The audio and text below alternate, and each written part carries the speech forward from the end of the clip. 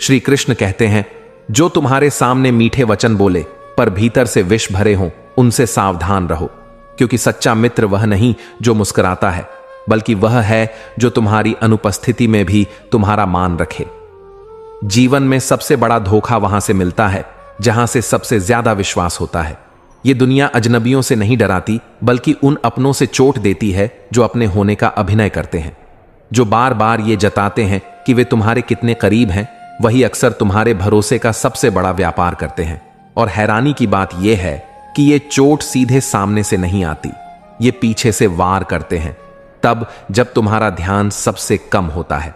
हम बचपन से सीखते हैं कि दुश्मनों से बचना चाहिए, लेकिन असल में सबसे ज्यादा सतर्कता उन लोगों के लिए रखनी चाहिए जो दोस्त होने का ढोंग करते हैं।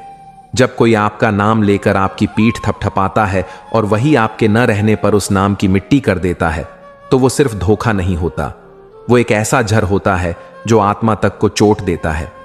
ऐसे लोग आपके दर्द को जानने का दिखावा करते हैं, आपकी कहानियों में रुचि दिखाते हैं, आपकी खुशियों में साथ दिखते हैं, लेकिन उनका इरादा कुछ और होता है।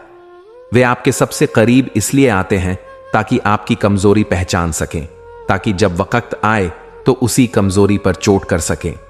आपने देखा होगा, जब भी आप सफलता की ओर बढ़ते हैं, ऐसे लोग आपकी तारीफ करते हैं, बहुत आगे जाएगा तू, तेरे जैसा कोई नहीं। लेकिन दिल में जलन होती है। वो जलन उनके शब्दों में तो नहीं दिखती, लेकिन उनके कर्मों में जरूर दिख जाती है। वो पीठ पीछे आपकी आलोचना करते हैं, आपकी गलतियों को बढ़ा चढ़ा कर सबके सामने रखते हैं और कोशिश करते हैं कि लोग आपके बारे में बुरा सोचें। सबसे दुखद बात यह होती है कि ये लोग वो होते हैं जिनके साथ आपने रोया होता है, जिनसे आपने अपने जीवन की सच्ची बातें साझा की होती हैं। आपने जिन्हें अपना कहा होता है, वो ही आपको सबसे कमजोर पल में गिराने की कोशिश करते हैं, क्योंकि उन्हें पता है कि कहां चोट करनी है। लेकिन इसका मतलब यह नहीं कि दुनिया में कोई सच्चा नहीं होता। इसका मतलब बस ये है कि हमें पहचानना आना चाहिए कि जो जरूरत से ज्यादा अपना दिखता है, हो सकता है वो सबसे ज्यादा पराया हो।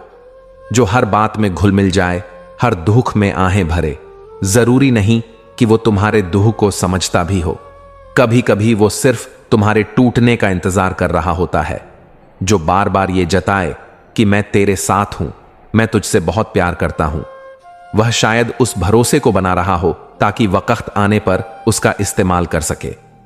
सच्चा अपना कभी जताता नहीं, वो बिना कहे तुम्हारे पीछे खड़ा होता है, और अगर उसे कुछ बुरा भी लग जाए तो वो बात करता है, छिपकर वार नहीं करता। इसलिए जरूरी है कि अपने जीवन में कुछ रिश्तों को समय दें, परखें और सबसे ज्यादा ध्यान रखें उन पर जो बार बार ये जताते हैं कि वे तुम्हारे सबसे करीब हैं, क्योंकि जो सच में अपने होते हैं उन्हें बार बार जताने की जरूरत नहीं होती, उनकी मौन उपस्थिति ही पर्याप्त होती है। और एक बात याद रखो, जिसने तुम्हारी पीठ पीछे वार किया, उसने तुम्हारे सामने झुकने का अभिनय भी किया था। अब चुनाव तुम्हारे हाथ में है कि तुम उन मुस्कुराहटों को पहचानो जो सिर्फ चेहरों पर हैं, लेकिन दिल में नहीं। श्री कृष्ण कहते हैं, जो कार्य बिना फल की आशा के किया जाए वही निस्वार्थ कर्म कहलाता है, और वही कर्म मन को शुद्ध करता है, आत्मा को शांत करता है। जब भी हम किसी की मदद करते हैं तो सबसे पहले हमारे मन में यही विचार आता है कि हम उसके लिए कुछ अच्छा कर रहे हैं। हम चाहते हैं कि वो इंसान भी हमारी इस मदद को समझे, सराहे, और जब हमें जरूरत पड़े तो वह भी हमारे लिए वही करे।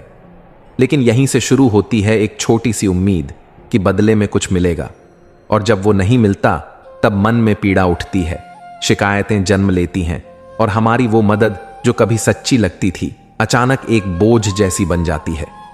कृष्ण हमें यह स्पष्ट रूप से सिखाते हैं कि मदद वही सच्ची होती है जो दिल से की जाए और बदले की कोई भावना न रखी जाए। अगर तुमने किसी को इस सोच से कुछ दिया कि वह भी कल तुम्हारे लिए कुछ करेगा, तो वह व्यापार है, मदद नहीं।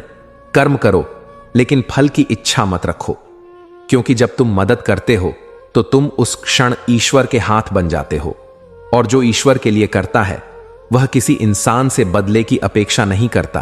कभी सोचा है कि सूरज रोशनी देता है, पर कभी नहीं पूछता कि कौन उसके बदले उसे लौटा रहा है। धरती हर दिन अनाज देती है, बारिश हर साल जल देती है, लेकिन वो कभी ये